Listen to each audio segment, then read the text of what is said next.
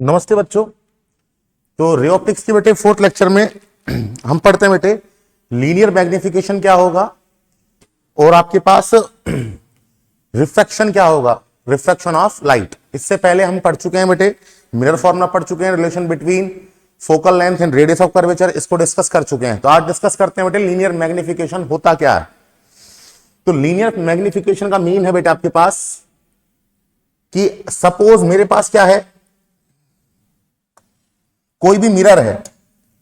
हमारा टॉपिक क्या है बेटे, लीनियर मैग्निफिकेशन। लीनियर मैग्निफिकेशन, ये लीनियर मैग्निफिकेशन बताता क्या है आपको कि सपोज मेरे पास कोई मिरर है, मिरर के सामने हमने क्या किया, कोई ऑब्जेक्ट रखा, तो वो मिरर क्या करेगा, आपके पास उसकी इमेज बनाएगा। अब वो इमेज आपके पास ऑब्जेक्ट के कंपेयर में कितनी बड़ी होगी या कितनी छोटी होगी या उसके इक्वल होगी, इसको कौन बताएगा, लीनियर मैग्निफिकेशन। जैसे अगर m की वैल्यू बेटे 1 है तो आपके पास इमेज की साइज और ऑब्जेक्ट की साइज दोनों क्या होंगी, इक्वल होंगी। अगर m की वैल्यू ग्रेटर देन 1 है तो इमेज की साइज बड़ी होगी। m लेस देन 1 है तो आपके पास इमेज की साइज क्या होगी बेटे, ऑब्जेक्ट की साइज से छोटी होगी। तो यही हमें पढ़ना है कि लीनियर मैग्निफिकेशन का फॉर्मूला क्या। तो लीनियर मैग्निफिकेशन बेटे आपके पास क्या लिखेंगे, आपके पास तो हम लिखते हैं बेटे linear magnification is the ratio of size of image to the size of object। Object का आपके पास साइज कितना है और इमेज का साइज कितना है, ratio of size of image to size of object is called linear magnification. Linear magnification, ठीक है। कि जो आपके पास बच्चों जो इमेज का साइज होगा और जो ऑब्जेक्ट का साइज होगा उनके रेशियो को आप क्या बोलोगे, लीनियर मैग्निफिकेशन। इससे हमें आइडिया आ जाएगा कि ऑब्जेक्ट बड़ा है या छोटा है। तो हम यहां पर लिखे बेटे इसका सिंबल, तो हम लिखते हैं it is denoted by small m। तो बेटे ये स्मॉल m होगा क्या, तो हम लिख देंगे डेट इज, स्मॉल m आपके पास क्या होगा बेटे, साइज का मतलब बेटे हाइट भी ले सकते हैं आप। तो हाइट ऑफ इमेज जिसको आप दिखा रहे हैं S2 से अपॉन हाइट ऑफ ऑब्जेक्ट। और ये लीनियर मैग्निफिकेशन प्लस माइनस कुछ भी हो सकता है, तो प्लस माइनस आप लगा सकते हैं। ऐसे इसको डिस्टेंस की टर्म्स में भी लिख सकते हैं, distance of image upon distance of object, और यहां पर ये नेगेटिव है। तो ये आपके पास बेटे लीनियर मैग्निफिकेशन का फॉर्मूला बन गया, m equal to plus minus S2 upon H1 या equal to minus V upon U, जहां पर V क्या है बेटे, इमेज की डिस्टेंस, कहां से लेकर चलते हैं डिस्टेंस आप, पोल से, और U आपके पास क्या है बेटे, ऑब्जेक्ट की डिस्टेंस, कहां से, पोल से। अब हम बेटे ये चेक करें कि लीनियर मैग्निफिकेशन प्लस कब होता है, माइनस कब होता है और इक्वल कब होता है।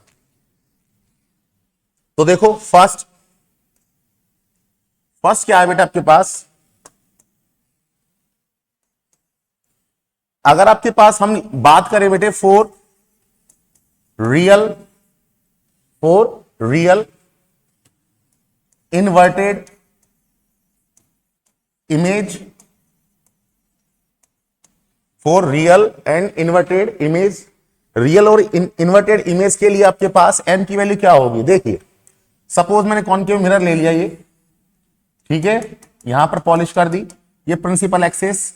मैंने आपके पास कोई भी बॉडी रखी बेटा आपके पास C और इंफिनिटी के बीच, एक लाइट रे ऐसे जाएगी पैरेलल, कहां से पास होगी, फोकस से, एक C से जाएगी। तो बेटे इस ऑब्जेक्ट की मैं नाम दे दूं AB। इस ऑब्जेक्ट की बेटा आपके पास कैसी इमेज बनी है, ये रियल में कट कर रही है दोनों लाइनें, तो ये आपके उसको क्या बोलते हैं, रियल। और कोई भी अगर रियल इमेज होगी तो वो क्या होगी, इन्वर्टेड होगी। अब साइन रूल देखते हैं आपके पास। जो ये बेटे प्रिंसिपल एक्सिस है, ये आपके पास क्या है, प्रिंसिपल एक्सिस। प्रिंसिपल एक्सिस, जो बेटे प्रिंसिपल एक्सिस के ऊपर जो है आपके पास हाइट, उसको तो क्या लेंगे आप, पॉजिटिव लेंगे। और जो प्रिंसिपल एक्सिस के नीचे जो आपके पास बनी है इमेज, उसकी हाइट को क्या लेंगे, नेगेटिव लेंगे। तो यहां पर आप चेक कर सकते हैं, रियल और इन्वर्टेड इमेज के लिए आपको बनाकर दिखा दिया। ये इमेज मैंने बना ली ए डैश बी डैश, तो ये कहां बन रही है बेटे, प्रिंसिपल एक्सिस के नीचे, तो इसकी हाइट को क्या लेकर चलेंगे आप, नेगेटिव। और ये आपके पास ऑब्जेक्ट रखा हुआ है प्रिंसिपल एक्सिस के ऊपर, तो इसकी हाइट को क्या लेकर चलेंगे, पॉजिटिव। और जो आपके पास इमेज बनी है इसकी हाइट को आप लेकर चलेंगे नेगेटिव। तो अगर हम एम निकालें तो आपके पास जो इमेज है उसकी हाइट तो क्या है, ये लेकर चलेंगे -s2, नीचे बन रही है ना प्रिंसिपल एक्सिस के, और ऑब्जेक्ट कहां है, ऊपर है, तो इसलिए हाइट लेकर चलेंगे पॉजिटिव। तो आपके पास नेगेटिव आ गया, तो हम कह देंगे for real and inverted image, for real and inverted image m is negative, m is negative. तो रियल और इन्वर्टेड इमेज के लिए जो आपके पास मैग्निफिकेशन है वो आपके पास क्या होता है, नेगेटिव होता है। अगर इस m की वैल्यू बेटे 1 होती तो हम कह देते S2 और H1 क्या है, इक्वल है। अगर m की वैल्यू बेटे 1 से बड़ी होती, ग्रेटर देन 1, तो मैं बोल देता S2 बड़ा होगा, किसके कंपेयर में, H1 के कंपेयर में, मतलब इमेज बड़ी होगी। और अगर m की वैल्यू आपके पास लेस देन 1 है तो आपके पास क्या होगा, अगर m की वैल्यू लेस देन 1 है तो इमेज की वैल्यू आपके पास क्या होगी, छोटी होगी, और आपके पास ऑब्जेक्ट क्या होगा, बड़ा होगा। इसको भी मैं लिख देता हूं, तो यहां पर हम लिख सकते हैं बेटे क्या, ए पॉइंट डाल के, if m equal to 1 then height, या साइज वर्ड भी आप यूज कर सकते हैं, देन हाइट और size of image and object, image and object are equal, अगर m की वैल्यू इक्वल है, 1 है तो। b, अगर m की वैल्यू आपके पास क्या है, ग्रेटर देन 1 है, तो m की वैल्यू अगर ग्रेटर देन 1 है तो श्योर है आपके पास S2 बड़ा होगा, जब भी तो आपके पास वैल्यू 1 से ज्यादा आएगी। तो हम लिख देंगे if m is greater than 1 then H2 की वैल्यू क्या होगी, H1 से बड़ी होगी। इसका मतलब क्या हुआ, डेट इज S2 क्या है बेटे, इमेज की हाइट, H1 क्या है, ऑब्जेक्ट की height, then height of image is greater than height of object, height of object। और अगर आपके पास बेटे थर्ड पॉइंट लिखे हम, if m less than 1 then S2 क्या होगा, less than 1 होगा, किससे, H1 से। that is, इसका मतलब क्या हुआ, जो हाइट होगी बेटे इमेज की, height of image less than height of object. तो ये आपके पास हो गया। तो बेटे हमने यहां पर डिस्कस किया कि लीनियर मैग्निफिकेशन क्या होता है, the ratio of height of image to the ratio to the height of object is called linear magnification. Linear magnification can be positive, negative and zero. Zero तो क्या होगा बेटे, 1 ही होगा। तो ये मैंने सारे केस आपको लिख दिए। अब मैं लिखता हूं बेटे किसके लिए, वर्चुअल और इरेक्टेड इमेज के लिए। वर्चुअल मतलब क्या, सीधी इमेज के लिए। तो सेकंड पॉइंट पर आते हैं बेटे, पेज चेंज करते हैं। सेकंड आपके पास क्या है, सेकंड पॉइंट लिखूं, for virtual and erect image.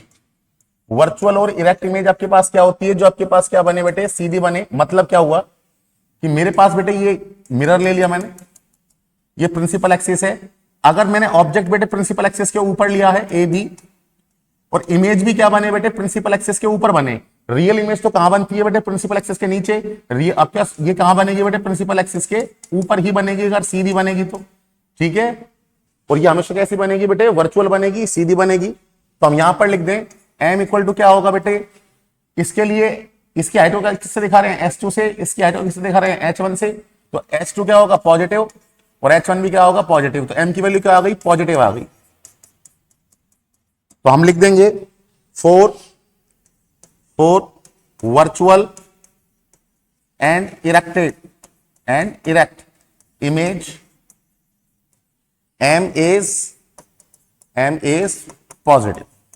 और m आपके पास लेस देन होगा, लेस देन 1 होगा, ग्रेटर देन 1 होगा, या आपके पास इक्वल टू 1 होगा, इसको मैं आपको ऑलरेडी डिस्कस कर चुका हूं। तो ये लीनियर मैग्निफिकेशन है, जिससे हमें आइडिया लगता है कि आपके पास जो इमेज है उसकी साइज ऑब्जेक्ट के कंपेयर में कितनी बड़ी कितनी छोटी है, उसके इक्वल बनी है। अब हम नेक्स्ट टॉपिक पर आते हैं बेटे। नेक्स्ट टॉपिक पर आते हैं, refraction of light. Refraction of light.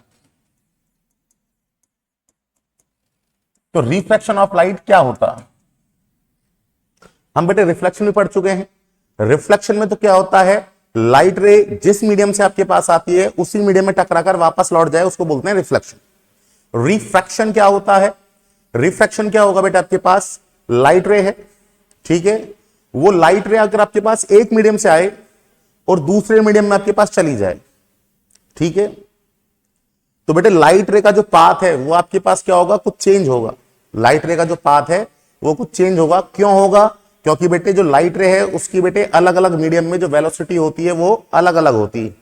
इसलिए आपके पास किसी जब तक लाइट रे एक मीडियम से किसी दूसरे मीडियम में जाएगी, मतलब मीडियम को चेंज करेगी, तो लाइट रे का जो पाथ है वो बेटे चेंज हो जाएगा। लाइट रे का जो पाथ है वो चेंज हो जाएगा, डेविएट हो जाएगा। इस फिनोमेना को ही आप क्या बोलते हैं, refraction of light.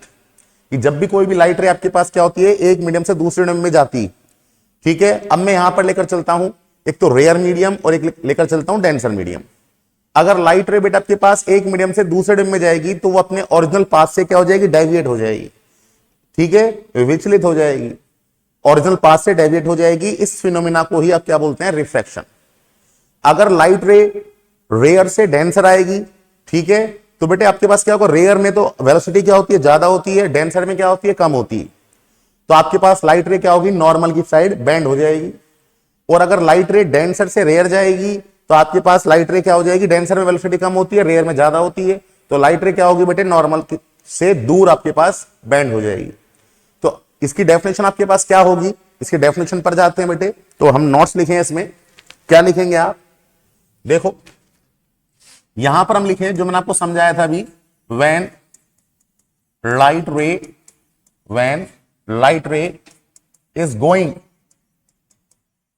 From one medium to another medium, one medium to another medium, then light ray, अभी जो समझाया था वही लिख रहा हूं मैं आपको, देन लाइट रे डेविएट मतलब बेटे हिलना, विचलित होना, deviate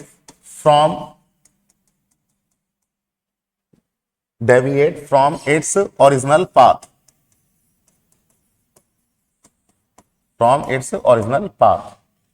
this phenomena of light ray is called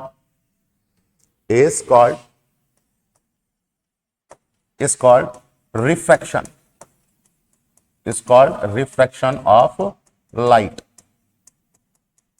तो ये आपके पास बेटे क्या आ गई, मेरे पास रिफ्रैक्शन की डेफिनेशन आ गई कि जब भी आपके पास कोई भी लाइट रे एक मीडियम से दूसरे मीडियम में आपके पास क्या करेगी बेटे, जाएगी, तो वो अपने ओरिजिनल पाथ से क्या हो जाएगी, डेविएट हो जाएगी। उसका रीजन क्या है, क्यों डेविएट होती है, क्योंकि बेटे आपके पास जो वेलोसिटी होती है लाइट रे की डिफरेंट मीडियम में क्या होगी, डिफरेंट होगी, इसलिए आपके पास वो लाइट रे अपने ओरिजिनल पाथ से डेविएट हो जाती है, ठीक है। अच्छा, अगर मैं बेटे इसका डायग्राम बनाऊं या मैं पहले आपको लिखूं, क्या डायग्राम में हम साथ साथ बना लें कि सपोज बेटे ये नॉर्मल है, और एक मैंने बेटे रिफ्रैक्टिंग सरफेस ड्रॉ करी, ये रिफ्रैक्टिंग सरफेस, ये मैंने मान लिया कि आपके पास क्या है, रेयर मीडियम, इसको मैं फर्स्ट मीडियम बोल रहा हूं और इसको मैं बोल रहा हूं सेकंड मीडियम, और ये क्या है बच्चों, डेंसर मीडियम, ये क्या है, डेंसर मीडियम, जिसको मैं क्या बोल रहा हूं, सेकंड मीडियम बोल रहा हूं, मीडियम सेकंड। तो जब भी आपके पास लाइट रे क्या होगी, आपके पास इंसिडेंट होगी, तो रेयर से आ रही है वो, ये रेयर से आ रही है, ठीक है, तो जानी चाहिए थी वो सीधी सीधी, लेकिन वो आपके पास क्या होती है, अपने पास से वो डेविएट हो जाती है इस तरह से। तो इस फिनोमेना को ही आप क्या बोलते हैं, रिफ्रैक्शन बोलते हैं। ये आई तो बेटा ऐसे, ठीक है, ये इस तरह से डेविएट हो गई। जानी चाहिए थी बेटा ये ऐसे, लेकिन ऐसे नहीं जाती है, वो क्या होती है, नॉर्मल की साइड बेंड हो जाती है। तो इसको आप क्या बोलते हैं, रिफ्रैक्शन। तो ये तो आपके पास क्या है बेटे, इंसिडेंट एंगल, और ये आपके पास क्या है, रिफ्रैक्टेड एंगल। तो इसको मैं लिख दूं क्या, कि when light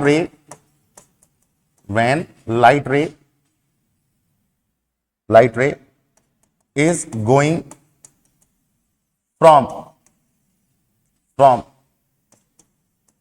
rare medium, when light ray is going from rare medium to denser medium, rare से denser medium, then क्या होता है बेटे, लाइट रे नॉर्मल की तरफ, ये क्या है बेटे, नॉर्मल, ये क्या है, नॉर्मल। तो देन लाइट रे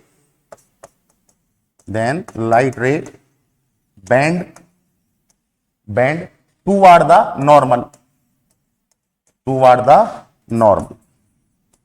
नॉर्मल की साइड क्या हो जाती है, वो बेंड हो जाती है, ठीक है। और अगर आपके पास लाइट रे क्या होती है बेटे, डेंसर से रेयर जाएगी, इसमें तो क्या आ रहा है, रेयर से डेंसर। अगर लाइट रे डेंसर से रेयर जाएगी तो बेटे नॉर्मल से दूर हट जाएगी। इसको भी लिख देते हैं नेक्स्ट पेज में, या देखो इसी पेज में लिखते हैं, डायग्राम बनाता हूं पहले मैं आपके पास, कि सपोज बेटे मेरे पास क्या है, ये रिफ्रैक्टिंग सरफेस, ये मेरे पास बेटे नॉर्मल। अगर लाइट रे बेटे क्या जाए, डेंसर से जाए, ये डेंसर ले लेता हूं मैं, ठीक है, जानी चीज से सीधी, लेकिन वो आपके पास क्या होती है, बेंड हो जाती है अवे फ्रॉम द नॉर्मल, इस तरह से। जैसे मैं इसको बताऊं कि बच्चों ये तो क्या है, नॉर्मल, ये क्या है, नॉर्मल, ये आपके पास है बेटे इंसिडेंट रे एंगल, और ये आपके पास रिफ्रैक्टेड एंगल। ये तो क्या है, रेयर मीडियम, और ये आपके पास क्या है, डेंसर मीडियम। अगर लाइट रे बेटे कहां से कहां जा रही है, डेंसर से रेयर जा रही है, तो वो आपके पास क्या होगी, नॉर्मल से दूर हट जाएगी।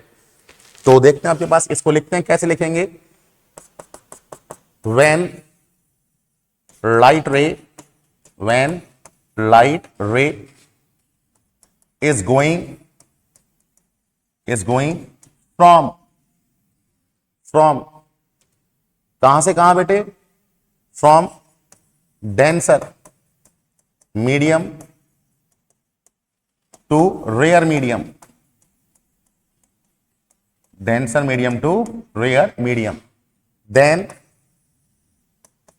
light ray bend away, यहां पर क्या था बेटे, toward, light ray bend away from the normal, तो ये आपके पास बेटे रिफ्लेक्शन से रिलेटेड कुछ पॉइंट थे। अब हम बेटे रिफ्लेक्शन का रीजन लिखें, तो बेटे जो रिफ्लेक्शन है उसका रीजन क्या है, कि जो लाइट रे है उसका जो वेलोसिटी है वो डिफरेंट मीडियम में क्या होती है, डिफरेंट होती है। तो इसका अगर हम रीजन लिखें, नेक्स्ट पेज पर लिखते हैं बेटे रीजन, तो हम लिखें रीजन ऑफ रिफ्रैक्शन, तो आपके पास क्या लिखेंगे हम, velocity of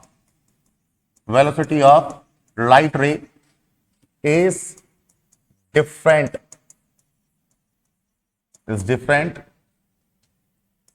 in different medium. ये इसका बेटे रीजन है, ये इसका रीजन। तो बेटे रिफ्रैक्शन क्या होगा आपके पास, अगर लाइट रे एक मीडियम से दूसरे मीडियम में जाएगी, ठीक है, तो अपने ओरिजिनल पाथ से क्या हो जाएगी, डेविएट हो जाएगी, इसे आप क्या बोलते हैं, रिफ्रैक्शन। अगर लाइट रे रेयर से डेंसर जाएगी, तो आपके पास लाइट रे क्या हो जाएगी, आपके पास बेंड हो जाएगी टूवर्ड द नॉर्मल, और डेंसर से रेयर जाएगी, ठीक है, तो आपके पास क्या हो जाएगी, वो डेंसर से रेयर जाएगी, तो वो आपके पास दूर हट जाएगी नॉर्मल से।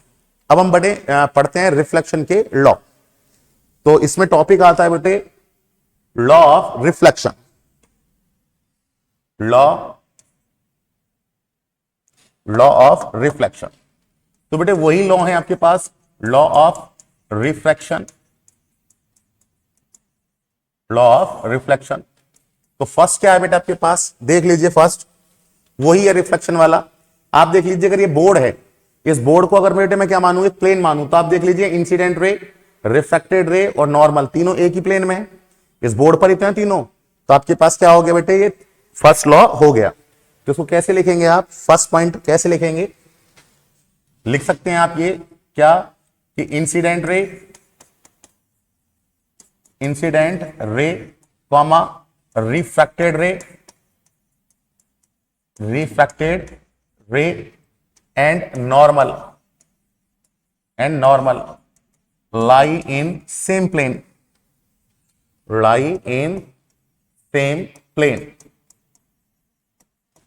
ठीक है। सेकंड आपके पास क्या है, सेकंड लॉ आपके पास इंपॉर्टेंट भी है, स्नेल लॉ। स्नेल लॉ क्या कहता है बेटा आपके पास, अभी हमने डायग्राम बनाए थे क्या, कि ये तो आपके पास क्या है बेटे, रिफ्रैक्टिंग सरफेस है, ये आपके पास नॉर्मल लाइट रे बेटे, रेयर से अगर डेंसर आ रही है, मैं ये ले लेता हूं रेयर, और डेंसर आ रही है तो बेटे नॉर्मल की तरफ बेंड हो जाएगी।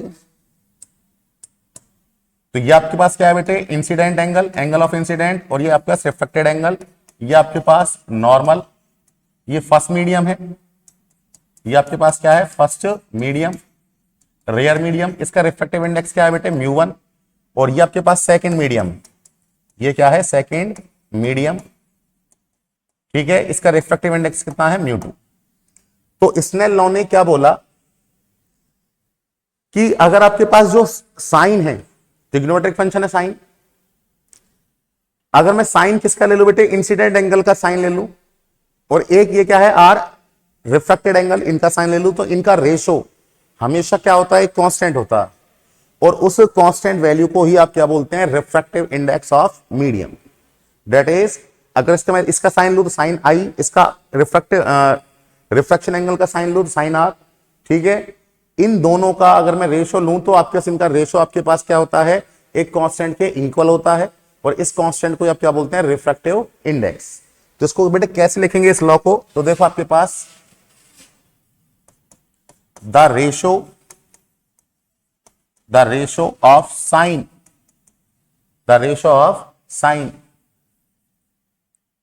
ऑफ इंसिडेंट एंगल, मतलब बच्चों sine I, the ratio of sine of incident angle to the sine of refractive angle, मतलब R, is always constant. This constant value is called the refractive index. Is called the refractive index of medium. इसका मतलब क्या हुआ बेटे, ये तो मैं लिख दिया Snell law, the ratio of sine of incident angle i to the sine of refractive angle r is always constant, this constant is called refractive index of medium. इसका मतलब क्या हुआ आपके पास, दैट इज, ध्यान से देखना बेटे, इसको किस तरह से लिखेंगे, sine i upon sine r, ठीक है, ये हमेशा कांस्टेंट के इक्वल होता है। और ये कांस्टेंट बेटे कैसे होगा, लाइट रे हम कहां से कहां मान रहे हैं बेटे, फर्स्ट मीडियम से सेकंड मीडियम में आ रही है, तो इसको बेटे ऐसे लिखते हैं, फर्स्ट मीडियम से कहां आ रही है, सेकंड मीडियम में आ रही है, तो इसको लिख सकते हैं sine i upon sine r equal to, first से सेकंड में आ रही है तो हम लिखेंगे 1 और 1 को बेटे कैसे लिख सकते हैं, ये लिखने का तरीका होता है, 1 को लिखते हैं बेटे μ2 अपॉन μ1। लाइट रे कहां से आ रही है, फर्स्ट मीडियम से सेकंड मीडियम में, तो मैंने लिख दिया 1 से 2 की ओर, और इसको कैसे लिखते हैं, μ2 अपॉन μ1। अब अगर बेटे फर्स्ट मीडियम क्या हो, रेयर मीडियम हो, तो इसका रिफ्रैक्टिव इंडेक्स कितना होता है 1। और सेकंड मीडियम क्या हो, डेंसर हो, उसका रिफ्रैक्टिव इंडेक्स मैंने मान लिया म्यू, तो आपके पास म्यू अपॉन 1 क्या हो गया, म्यू हो गया।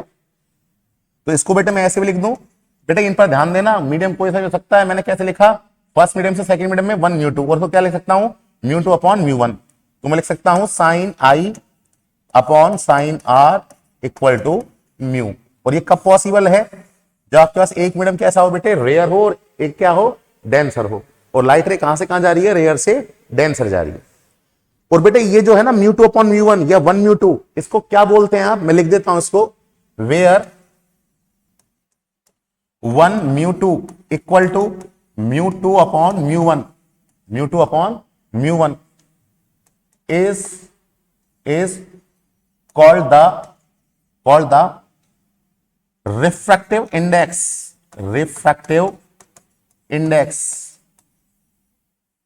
of second medium, refractive index of second medium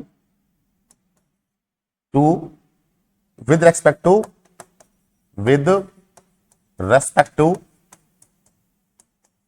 first medium.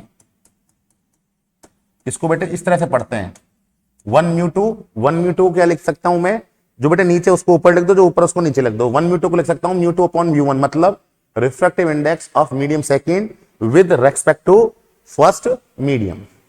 ठीक है, तो ये आपके बेटे इस लेक्चर में हमने क्या क्या पढ़ा, लीनियर मैग्निफिकेशन पढ़ा, लीनियर मैग्निफिकेशन कब नेगेटिव कब पॉजिटिव होता है उसको पढ़ा, किस इमेज के लिए होता है, रिफ्लेक्शन पढ़ा आपके पास, लॉ ऑफ रिफ्लेक्शन पढ़े, रिफ्लेक्शन का रीजन पढ़ा। तो नेक्स्ट लेक्चर में बेटे हम रिफ्रैक्टिव इंडेक्स पर ही आएंगे जिसमें ये यूज हुआ है। फिर बेटे हम इसके न्यूमेरिकल्स करेंगे, रिफ्रैक्टिव इंडेक्स से रिलेटेड न्यूमेरिकल्स क्या होंगे, मिरर फॉर्मूला के न्यूमेरिकल क्या होंगे, ठीक है, फोकल लेंथ और रेडियस ऑफ कर्वेचर, इनमें आपका फॉर्मूला जो आपका न्यूमेरिकल है वो क्या होंगे। तो आज के लेक्चर में बेटे इतना ही पढ़ते हैं, नेक्स्ट वीडियो में हम और पढ़ेंगे। ओके बेटे।